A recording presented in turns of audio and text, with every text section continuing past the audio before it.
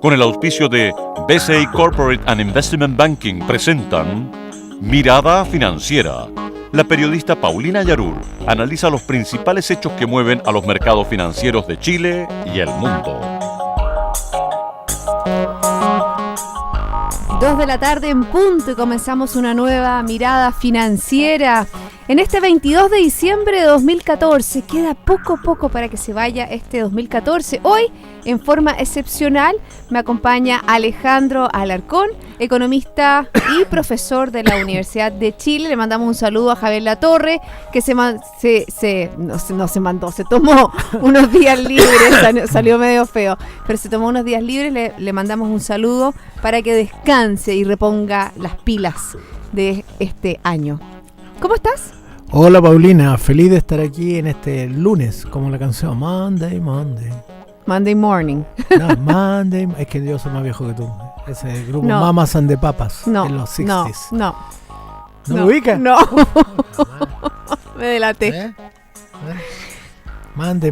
Bueno, en un día donde la verdad que hemos tenido noticias internacionales con respecto a Rusia. Sabemos que hay problemas con el rublo y la verdad que el Banco Central de esa nación ha salido a intervenir una vez más para ver si logra contener esta caída. A nivel local ya comienzan los balances de lo que es este 2014. Hay palabras con respecto a lo que es la desaceleración económica de parte del ministro de Hacienda, Alberto Arenas. También sigue la controversia, sigue la preocupación en distintos gremios, también en la CUT con respecto a la reforma tributaria, los pasos que se vaya a seguir con esta reforma. Vamos a estar leyendo cuáles han sido las declaraciones en el día de hoy, pero antes lo que ustedes están esperando, las bolsas en el mundo. Partimos con Asia, el Nikkei avanzó un 0,08%, el Hang Seng de Hong Kong también arriba con un 1,26%, Shanghái también en positivo, en un 0,61%. La verdad que el mundo ha estado todo positivo, salvo la bolsa local,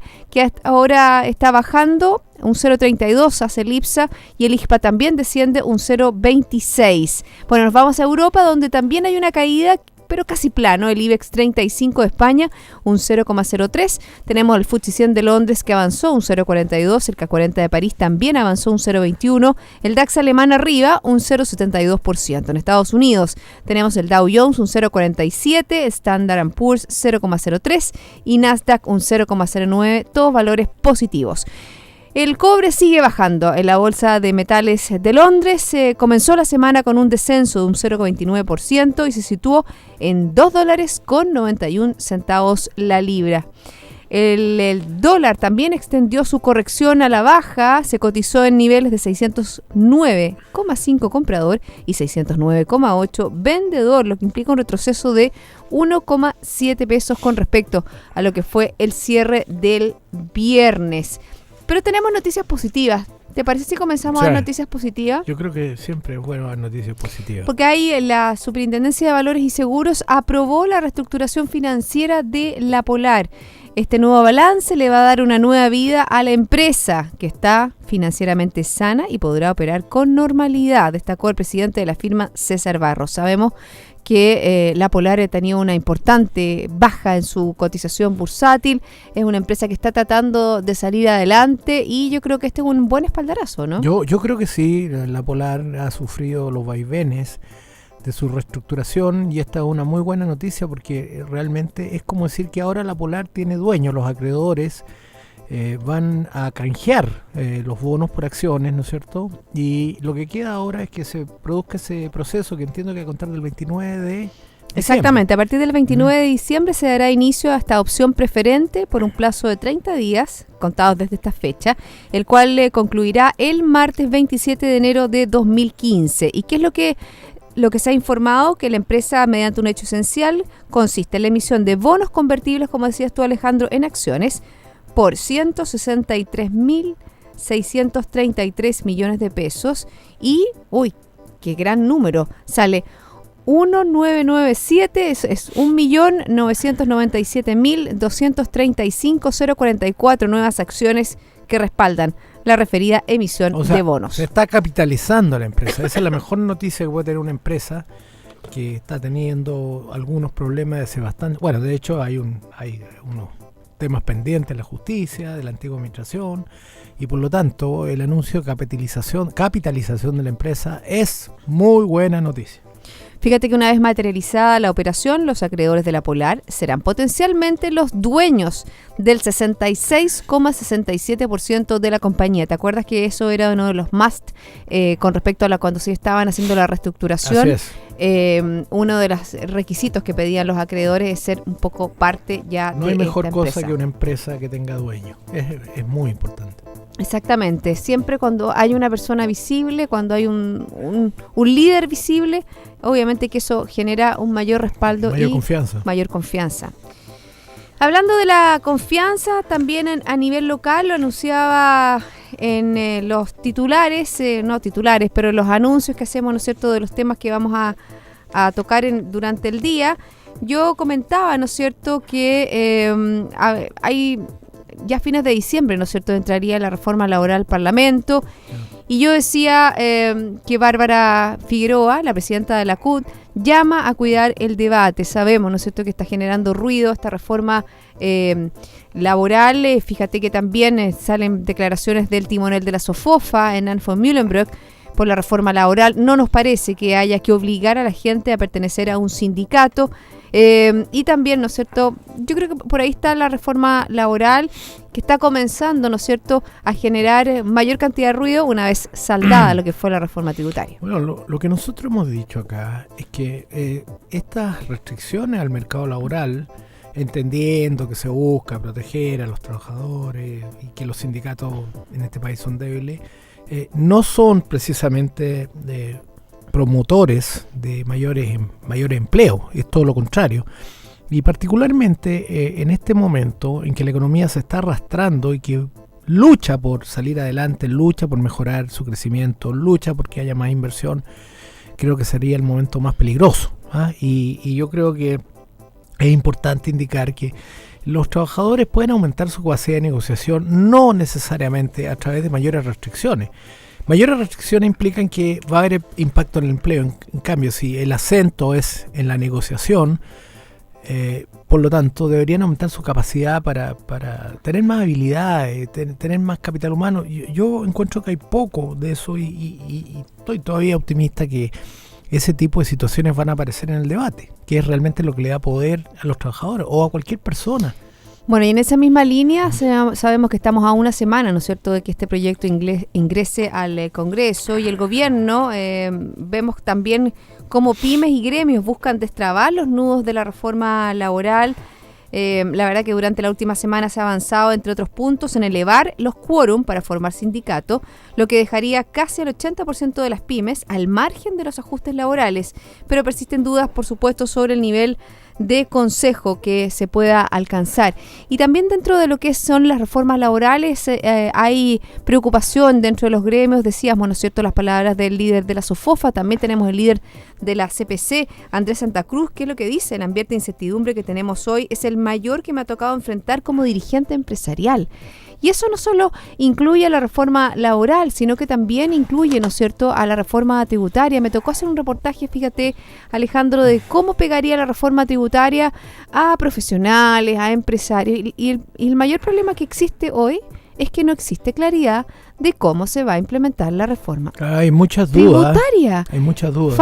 Son 80 circulares que tiene que dar a conocer, ¿no es cierto?, el Servicio de Impuestos Internos. Entonces, obviamente, que no han salido 6 nomás. Y obviamente que sí, bien, es una reforma gradual. En general, esa incertidumbre, ¿qué va a seguir por 4 años? Esa es la fuente de incertidumbre, que no se conocen bien los detalles. Yo creo que ahí debería estar la mayor parte del esfuerzo, de una vez por todas, que el sector privado, que está afectado por los mayores niveles de tributos, conozca en detalle cómo se va a implementar. Fíjate que una de las entrevisté a un abogado y una de las de los interrogantes que él tenía, bueno, me dice, esta implementación recién se va a finalizar a fines del 2017 o en el 2017, en el ejercicio tributario. ¿Qué pasa si hay cambio de gobierno? Es interesante, Es interesante. Y de manera, porque ese cambio de gobierno podría acentuar esto si nos vamos más a la izquierda. Y después que hemos visto las encuestas políticas, no lo descarto. Bueno, eso es lo que está pasando a nivel económico y también a nivel político. Vemos nuevamente, como lo hemos dicho en este programa, que lo económico y lo político van de la mano, van unidos. Tú mismo lo dijiste, ¿no es cierto? Cuando la política, si la política va bien, la economía va bien. Y Si al revés, lo contrario. Exactamente. Hablando de los balances ya en este 2014, el ministro de Hacienda, Alberto Arenas, entregó un balance de la cartera reconociendo que el crecimiento ha sido bajo lo esperado, pero sin afectar el equilibrio fiscal. Eso es lo que necesitaba él como meta, ¿o no? Por supuesto. Bueno, este es, porque no aparece mucho, el ministro Arenas le informó al país en abril que uno de los metas que tenía el gobierno era llegar a un balance estructural de cero. Eso quiere decir que la diferencia entre ingresos permanentes fiscales y gastos permanentes fiscales, que son ingresos y gastos de mediano plazo, estaban equilibrados. O sea, es un compromiso de la administración Bachelet, enunciada a través del ministro de Finanzas o de Hacienda, ¿no es cierto? Y por lo tanto, esa señal es positiva. Yo creo que mientras el gobierno siga insistiendo que para ello el balance estructural es importante, los inversionistas mundiales que invierten en Chile, no solo a través de cartera, acciones y bonos, sino también a través de inversión directa, van a estar más tranquilos, y eso es lo que necesita este país en este momento, más inversión. Exactamente, y reconoce el ministro de Hacienda que la economía ha crecido lento y nosotros no estamos conformes. Habló que estarían conformes cuando la economía crezca en su PIB potencial, que ese es un 4,5%. O sea, estamos bastante más atrás. Bueno, y de verdad, entre los ¿Y cuándo volverá nuestro país a crecer bajo el PIB potencial? Porque ya el próximo año ya está descartado. Yo creo que el próximo año vamos a estar cerca del 3%. Esa es mi... Estás dentro de los optimistas. Sí, pero yo creo que el crecimiento de las exportaciones va a ser fuerte el próximo año. Va a estar por arriba del 6%, sobre todo por el impacto que está causando el tipo de cambio, y porque los mercados donde vende Chile, que son los más importantes, ciertamente de China, que representa el 24% de nuestras ventas, Estados Unidos, que representa el 12%, Japón el 10%, la Corea del Sur 7% y la India 4%. En todos esos países se está proyectando un mejor crecimiento. La única diferencia está en China, que se podría ajustar bajo el 7%, pero esperamos que moderadamente. Por lo tanto, la combinación de un mayor tipo de cambio con mercados internacionales con mejoramiento de su crecimiento, van a asegurarle a Chile, en mi cálculo, y después me la cobran, un crecimiento mayor del 6%, tal vez 6,5%. Y eso va a traer mayor inversión empleada. Eso es incuestionable. Por lo tanto, esa es la buena noticia. Y yo creo que eso me lleva a que Chile podría crecer al menos 3% el próximo año. Pero hay que eliminar la incertidumbre, hay que sacar los cuellos de botella, etcétera, etcétera. Estamos hablando recién. Creo que la reforma laboral sería mala noticia, realmente. Exactamente, a los gremios les preocupa la rigidez, ¿no es cierto?, laboral que esta podría implicar. Vámonos a las buenas noticias, tratemos de entregar datos positivos en este ambiente prenavideño. Fíjate que el Comité de Ministros, uno de los cuellos de botella, por eso que es una buena noticia, es el tema energético. Y el Comité de Ministros aprueba el proyecto hidroeléctrico El Canelo. El desarrollo de la iniciativa está obviamente condicionada a que se presente un programa específico de construcción y mantención de canal de aducción. Eso es algo más técnico que tiene que ver, la aducción es que el sacado de las aguas, ¿o no? Sí. Yo creo que cualquier noticia que implique una expectativa de desarrollar proyectos de energía hidroeléctrica es muy buena noticia, independiente de que el precio del petróleo está bajando en los mercados del mundo y con eso la energía termoeléctrica tiende a bajar. Realmente la energía que nosotros tenemos para bajar los costos, no solo para producir, sino para invertir, y en sectores muy grandes como la minería y la industria, es el agua. Y todas las intenciones de invalidar ese recurso como fuente de energía, creo que son muy malos para el país, son muy malos. Y además al final termina subiendo las cuentas de la luz, termina subiendo el precio del pan. O sea, hay una cadena que llega a los consumidores también. Por lo tanto, si el gobierno da una señal y a través del Comité de Ministros de aprobar este proyecto, yo creo que es muy buena señal. Y fíjate que con respecto a eso, esta aprobación que se hace en el día de hoy es para la construcción y operación de una central hidroeléctrica de pasada en el río Maipo, que tendría una capacidad de generación máxima estimada en 16,06 megawatts para inyectar al sistema interconectado central. Eso sería una buena noticia. Hay que aprovechar los recursos naturales, el agua que tiene nuestro país y, por supuesto, las condiciones de sus ríos. Ya son las 2:15, hacemos una pausa porque, ¿te parece, Alejandro, si después de ella nos abocamos a ver qué está pasando con Rusia, qué está pasando, ¿no es cierto?, con este mercado que tiene grandes problemas con su moneda? Yo les quiero comentar que en sus decisiones financieras, BCI Corporate Investment Banking está junto a usted con un modelo de atención integral único que aporta valor y una ejecución distintiva. Sentémonos a conversar. ¿Quieres asistir a uno de los 3 partidos de Chile de la Copa América 2015? Mastercard te invita. Si eres cliente Mastercard, regístrate en www.mastercard.cl/comparte y participa en el sorteo para ganar una de las 100 entradas dobles para asistir a uno de los 3 primeros partidos de Chile en Copa América 2015. Si ya estás registrado, canjeas las opciones para participar. Mastercard, tarjeta oficial de la Copa América 2015. Ya volvemos con más Mirada Financiera.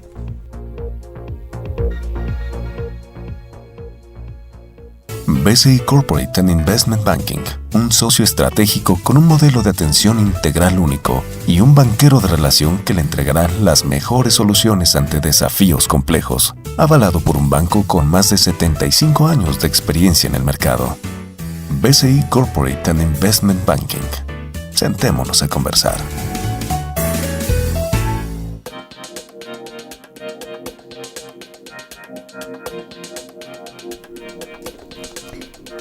Ya estamos de vuelta, seguimos aquí en Mirada Financiera y yo les quiero comentar que BCI Corporate Investment Banking le ofrece soluciones en corretaje de bolsa, Miami Branch, securitizadora, banca privada, sales and trading, finanzas corporativas y asset management a través de un solo ejecutivo de relación. Y con un solo economista estamos dando una mirada a lo que está pasando aquí en Mirada Financiera. Alejandro Alarcón, economista y también profesor de la Universidad de Chile, que está cumpliendo 80 años.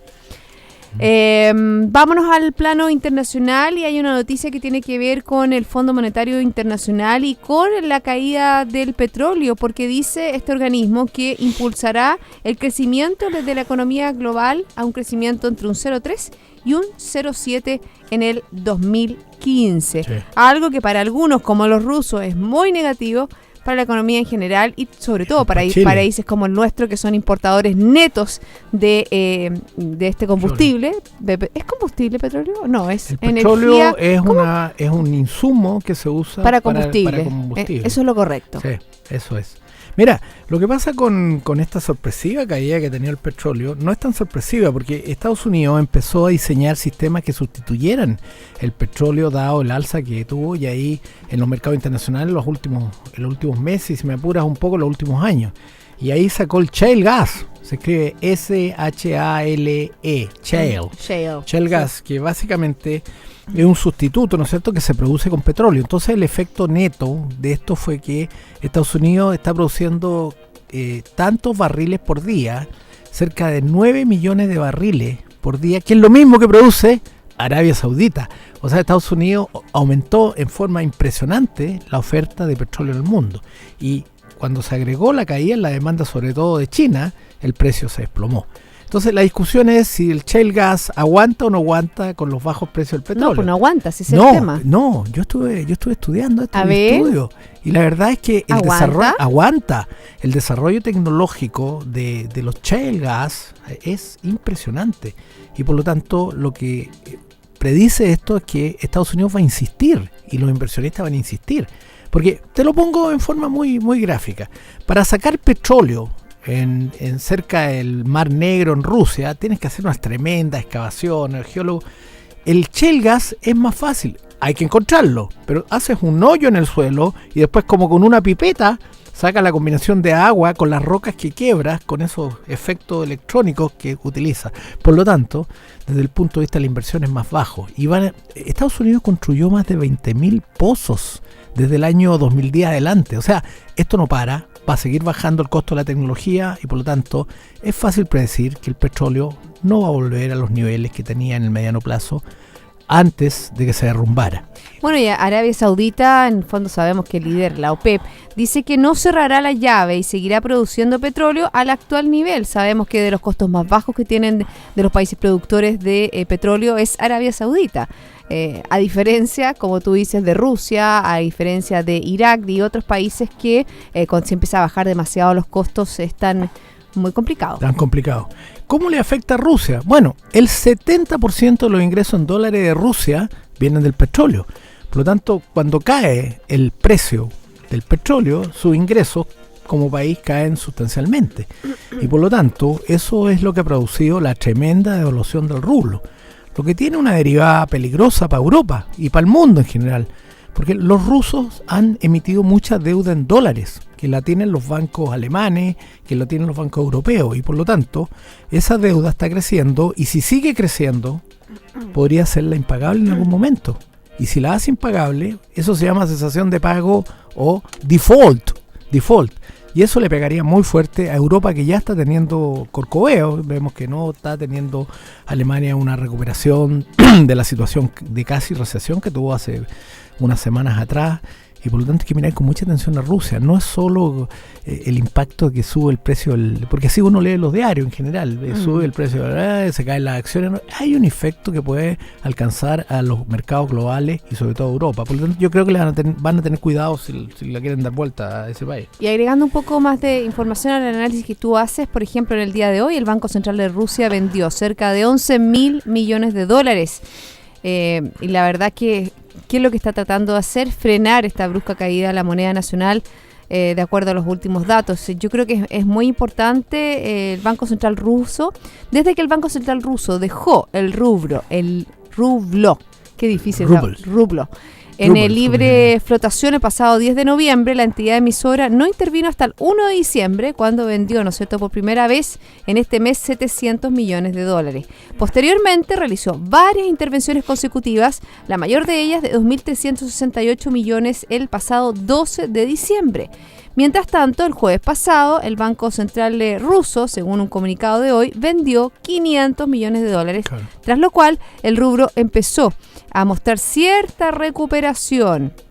Pero la bolsa de Moscú, si bien abre con una subida de un 1,4% en su índice de referencia, obviamente que la baja que ha tenido en las últimas semanas es muy, muy importante. No, y además eso se acaba cuando se acaba la reserva. Por lo tanto, lo que está necesitando Rusia es capital fresco. Y para que entre capital fresco, a Mr. Putin le van a poner ciertas condiciones que tienen que ver con su apetito bélicos. Geopolíticos. Y por lo tanto, es un tema que va a ser difícil de resolver. No estamos diciendo aquí que vaya a haber un default en Rusia, pero que existe la posibilidad de que la deuda rusa se vuelva en dólares, se vuelva impagable, existe, y que le pegue de vuelta a los bancos europeos también existe. Por lo tanto, es un tema muy importante. Vamos a seguir centrando la mirada en lo que suceda, ¿no es cierto?, en Europa, en lo que suceda, por supuesto, en Rusia, pero en Estados Unidos también hay otros temas que son interesantes de tocar y tienen que ver, ¿no es cierto?, con ¿qué pasa, no es cierto?, tras este histórico acuerdo con Cuba? Barack Obama se acerca a consolidar su liderazgo a nivel mundial. ¿Qué te pareció esa jugada? ¿Tendrá ruidos más concretos o fue solamente una postura frente a, como dices tú, tras este histórico acuerdo, Barack se acerca a consolidar su liderazgo a nivel mundial? Bueno, quien quedó totalmente descolocado con esto es Maduro y Venezuela. O sea, con esto ya está claro que Cuba le van a poner como condición básica para empezar las conversaciones detalladas sobre qué tipo de áreas se van a levantar de las sanciones que hay, qué tipo de inversiones se van a permitir en Cuba, qué es lo que le interesa, qué es lo que necesita Cuba, que es apoyo de capitales extranjeros. Van a poner como condición la cabeza de Maduro y de Venezuela. Eso a mí no me cabe duda. Y eso no deja tan mal a Barack Obama, que había sido muy discutido, ¿no es cierto?, en su política internacional, porque ya en estos momentos a Rusia la tiene el oso ruso, como alguien me dijo, está domado. No, nunca el oso ruso está domado, pero cuasi domado, le pusieron un collar especial. A lo mejor entrará en etapa, acuérdate que los osos en el invierno hibernan. Y están entrando en el invierno. Sí, a lo mejor es su periodo de hibernación. Sí. Bueno. Hibernación que necesita hacer, obviamente, porque tiene que bajar, ¿no es cierto?, todo lo que es el fuego cruzado que tiene del mundo. Hay dos alternativas ahí, o Rusia y Putin se ponen más bélicos y eso es peligroso para la paz, ¿no es cierto?, y para el destino de Europa, o cede frente a estos problemas económicos y por lo tanto podría haber un grado mayor de manejo de Occidente, Estados Unidos, sobre Rusia. Bueno, ahí tenemos también lo que está pasando con la figura del presidente Barack Obama. Fíjate que estaba leyendo acá a partir de, ¿no es cierto?, de este acuerdo que tiene de establecer nuevamente relaciones diplomáticas y un acuerdo ya que se hable comercial con Cuba. Acuérdate lo que ha pasado con la figura del presidente Barack Obama y su propuesta, ¿no es cierto?, de campaña en el año 2008. Fue cuando dijo esta frase, yes we can, sí podemos. Sí. Y este impulso, fíjate que comenzó con la sorpresiva anuncio en Beijing el mes pasado de que China y Estados Unidos concluyeron un acuerdo en el cual ambos países se comprometieron a reducir sus emisiones de carbono. Sabemos que son uno de los países que más contamina a nivel mundial. A eso sigue la decisión de proteger la deportación de 5 millones de inmigrantes indocumentados y obviamente el broche de oro de la semana pasada, este acuerdo, ¿no es cierto?, que reina de restablecer relaciones. Pero yo creo que podrá, la pregunta que uno se hace, definitivamente Obama volver al liderazgo que ya había perdido. ¿Y por qué lo digo? Lo había perdido el que había tomado la delantera, acuérdate, que fue Vladimir Putin. Así es. Yo creo que está dando pasos firmes en ese sentido y la gran beneficiada va a ser Hillary Rodham Clinton. ¿Viste que salió un nuevo Bush a la carrera presidencial en el bando de los republicanos? Sí, Jeff Bush, que fue gobernador nada menos que el estado de Florida, que es uno de los estados más grandes de Estados Unidos. Bueno, se sabe que la señora Hillary Clinton ya comenzó su campaña hace bastante tiempo y ahí está recorriendo estados y es una buena figura, es una mujer de gran peso, no solo en Estados Unidos, sino que también a nivel mundial. Así es, los demócratas estaban perdiendo la próxima elección presidencial, sin duda con lo que estaba pasando, pero lentamente Barack Obama ha ido recuperando cierto liderazgo. Sí, aquí estamos con cosas. Todo lo que estabas refiriendo tú del restablecimiento de relaciones, los acuerdos con China, el poder que está tomando sobre Rusia por el tema del petróleo, lo están situando mejor. Y segundo, díganlo o no, la economía es clave para cualquier reelección. De nuevo, cuando la política va bien, la economía va bien. Y ahora al revés. Cuando la economía va bien, le puede dar un espaldarazo a Barack Obama para que mejore su posicionamiento político. Así es. Así que los republicanos, si quieren llegar a la presidencia, van a tener que trabajar más. De lo contrario, nuevamente los demócratas estarán en la Casa Blanca. Exactamente, eso con respecto a Estados Unidos, y ya estamos cerrando, ¿no es cierto?, este programa, y no me gustaría dejar de mencionar un poco la perspectiva y todo lo que se puede hablar con respecto a Japón y este nuevo gobierno que está, bueno, obviamente que esta nueva elección, ¿no es cierto?, un nuevo parlamento que acompañe realmente a Shinzo Abe a poder implementar sus reformas estructurales, que es lo que le ha quitado el piso un poco y es lo que le ha generado problemas a nivel de la economía, es lo que él prometió. Y además van a seguir con estímulo monetario, quizás lo van a incrementar, porque a Estados Unidos le fue bien con el estímulo monetario, salieron de la recesión que produjo la caída de Lehman Brothers, hicieron programas sucesivamente más importantes, ahora lo cortaron ya porque saben que el peligro de las burbujas está a la vuelta de la esquina cuando tú impulsas un programa monetario de ese calibre. Pero Shinzo Abe va a estar de nuevo con un programa monetario. Y para nosotros es muy bueno que si Japón logra levantar el 10% de nuestras ventas al exterior. Es el tercer país que más nos compra en el mundo después de China y Estados Unidos. Así que le vaya bien a Shinzo Abe. Exactamente, y bueno, China por su parte tiene que estar arreglando sus propios grandes problemas internos que tiene la economía china, un crecimiento que si bien va a ser un importante crecimiento durante el 2015, sí hay un montón de temas que tienen que estar reestructurando y tomando en cuenta. Por supuesto, empezando por el excesivo endeudamiento. China dicen algunos que está sentado arriba de una burbuja, ojalá que no. Porque tú sabes lo que pasa cuando explotan las burbujas, los países se van a recesión.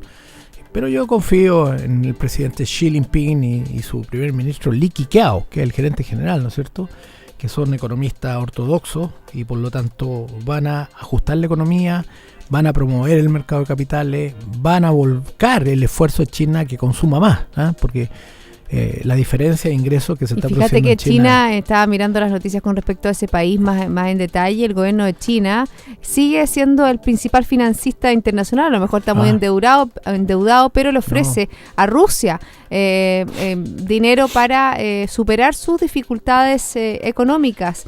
Si la parte rusa lo necesita, proveeremos la asistencia necesaria dentro de nuestras posibilidades, dijo el canciller chino Wang Yi. Sí, pero me acuerdo que Xi Jinping llamó por teléfono a Barack Obama cuando Estados Unidos estaba a punto de cerrar el gobierno, porque el 60% de los bonos del Tesoro, que amenazaban con ser defaulteados o entrar en situación de pago, estaban en el Banco Central de China. Entonces, este chino agarró el teléfono y le dijo a Obama, oye, ¿y saben lo que dicen que le hizo Obama? Bueno, entonces véndelo. ¿En serio? Sí. ¿Tú crees? Sí. No estaba presente yo, pero me contaron. Te contó una... Sí. Un ratoncito que andaba por ahí por la Casa Blanca. Bueno, yo creo que eso es como bien interesante también, obviamente que si tiene que ver con China, que los beneficios de las empresas estatales chinas caen en un 45% entre enero y noviembre. Sí. Se están ajustando. Se están ajustando, en el fondo se están abriendo a ser más eficientes. Por ejemplo, tienen el experimento de Shanghái, que están viendo en esta zona de libre comercio, donde la creación de empresas es muy importante, donde hay menos restricciones, donde se puede comerciar más libremente, donde las divisas es más fácil adquirirlas y poder negociarlas o transarlas en el mercado. Así es que así ha estado el mundo en el día de hoy. Muy bien, ya estamos con expectativas más positivas en el plano internacional para el año 2015. Yo creo que el occidente no va a dejar caer a Rusia y esa es la única nube más negra que veo yo en estos momentos. Alejandro, un millón de gracias por habernos acompañado en el día de hoy. A todos ustedes, sigan en compañía de Radio Infinita. Nosotros nos reencontramos mañana a las 2 de la tarde para dar una nueva mirada financiera.